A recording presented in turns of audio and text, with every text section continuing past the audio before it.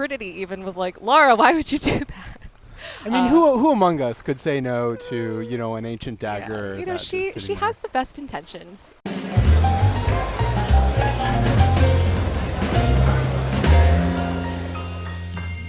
Hey everybody, welcome back to PlayStation Underground. You got Kristen and Zach here, and we are diving around literally in Shadow of the Tomb Raider out September 14th.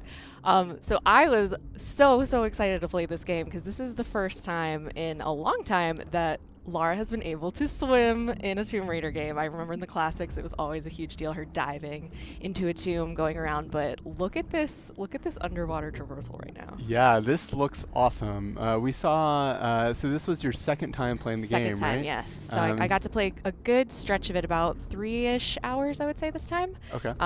Get a little bit into the game, and Lara is definitely a Tomb Raider at this point. Like she knows what she's doing. She is surviving, and she's just like a predator hunting down Trinity right now, trying to continue to save the world. Gotcha. So in the last time we saw this game, there were some terrible incidents that had happened, right? With Lara perhaps inadvertently triggering the apocalypse. Yes. Right? So Lara has been sort of on the hunt for this organization Trinity. By actually taking that artifact before Trinity, she inadvertently started a Maya apocalypse. Oops. Whoops, indeed. Trinity even was like, Lara, why would you do that? I mean, who among us could say no to, you know, an ancient dagger? Yeah. You know, she has the best intentions. So now she's trying to get ahead of them again. She's following a series of clues to continue to stop the series of events, all these cataclysms, and she's trying to get there before Trinity does. Gotcha. Because if they get this second artifact before her, they will be able to finish their plan. Okay. This is a great, cool sequence. Yeah, so this looks great. Last time we saw it, it was just like in a tomb, and you know, it looked very spooky and tomby. But this is the first of the jungle that we're seeing, right? Yeah, well, these are the jungles of Peru, and as you can see, Lara is using everything to her advantage. She can climb trees, she can swing from vines. Right, we just saw this rope takedown called the Eagle's Talon. There's a full set of skills that you can start to build out where she's using the environment to her advantage. And as you can see, it's to chilling effects. These guys are like, who is there? Yeah. God, it looks amazing. What are they so afraid of? They're afraid of you, Lara. But yeah, she definitely has grown a lot throughout the series. You know, in this sort of rebooted trilogy, you know, she started out as this unsuspecting college, graduate. She didn't really know much about this side of the world. In Rise of the Tomb Raider, she was just starting to learn how to survive. Whoa. What was that? Lara does not know what that is. Okay. Neither does Trinity. Good. So yeah, Peru has a lot of mysteries, has a lot of different creatures in the jungle, a lot of different people that she might interact with. So she's not just trying to hunt down Trinity. She's also just trying to survive nature, survive potentially the locals. Yeah. Not everyone's happy that she's in Peru. Camp set up near abandoned oil factory outside a village. Of course, you're finding artifacts throughout this. Okay. I was gonna say there was a lot of time that I spent literally just combing every corner, which, you know, this game is so great for that. They have all of the hidden tombs. Right. They have the challenge tombs, which I especially love. They have the extra puzzles that are beyond just the main storyline.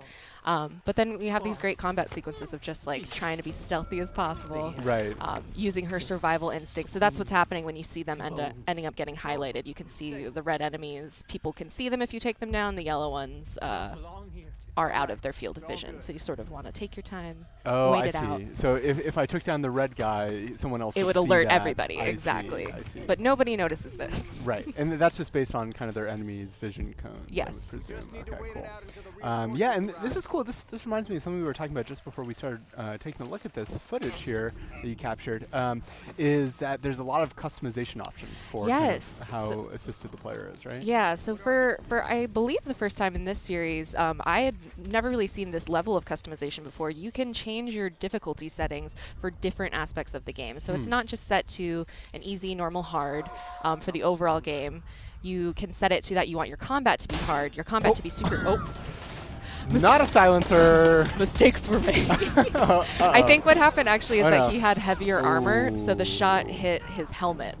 So you also have to take into account what level of armor people have and like what will affect them. Fascinating. So yeah, so you can change the puzzles, traversal, and combat to be differing levels of difficulty. So if you're super into the puzzles, you don't want any help, any hints, you can set that to hard.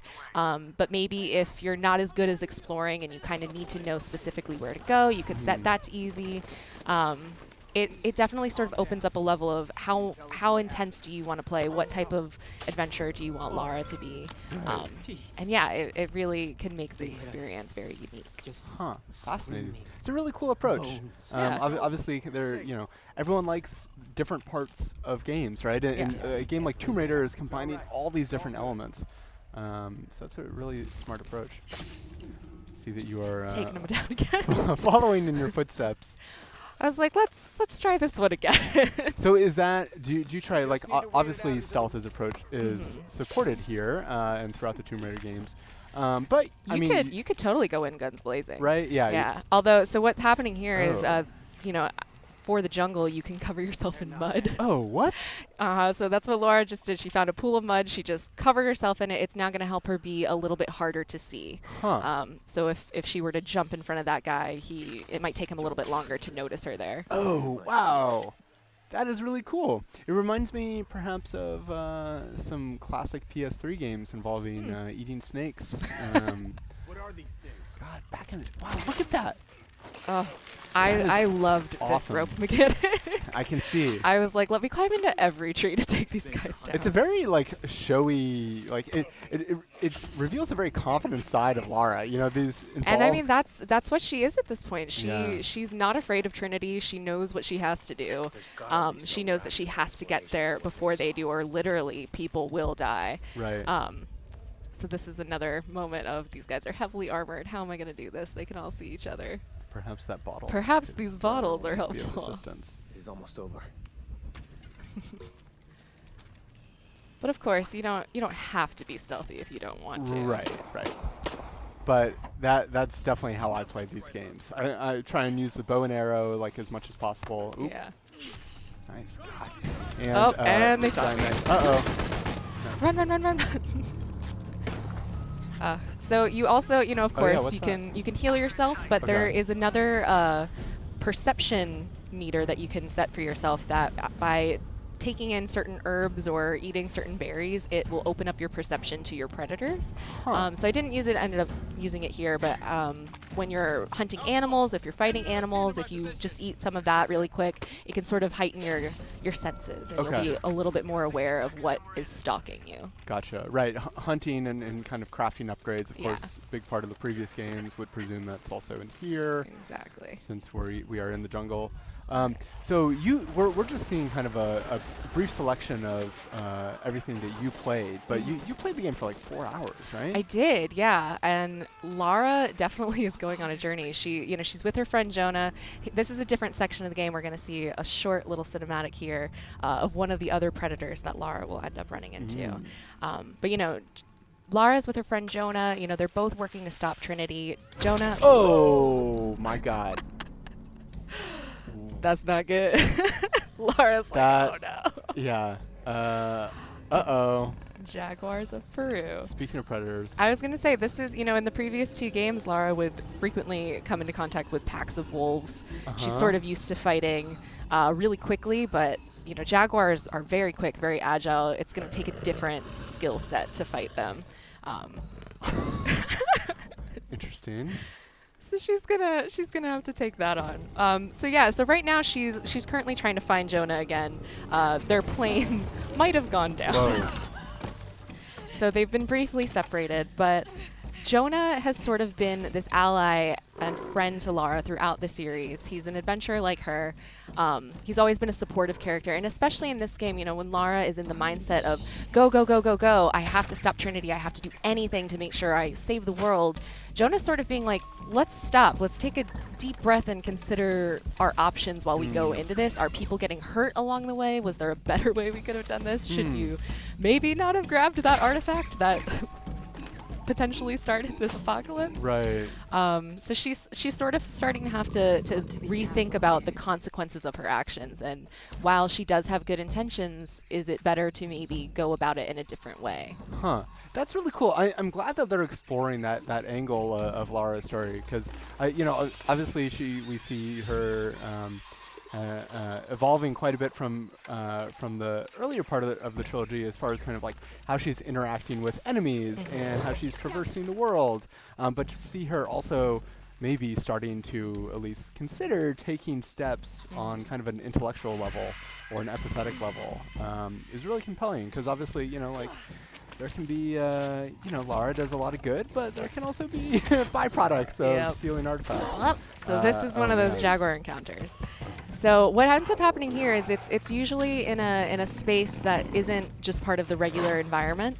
So you sort of have to take a look around. So in this one, there wasn't really any trees that I could climb, but there was another encounter later on where it strongly encouraged you to use trees. Okay. The Jaguar is absolutely going to move in and out and sort of stalk you and come out and surprise you. So you really have to be paying attention, listening for what direction it's going to come from. If you have those perception berries to eat, you could potentially use those. But So how many encounters with Jaguars did you have? I ended up having 2. Okay. And so it seems like those are kind of like those are distinct from, even though you kind of met them in kind of the not, it's obviously not an open world game, but kind of like in kind of the explorable spaces that the actual combat takes place in a distinct area. Got it. Nailed them. Man. All right. Well, Shadow of the Tomb Raider is going to be coming to PS4 on September 14th. I'm so excited. I can't wait to continue on Lara's journey. Me neither. Thanks for showing me this. Thank you, Zach. Not much longer to wait. I know. All right. We'll see you next time on PlayStation Underground. See ya.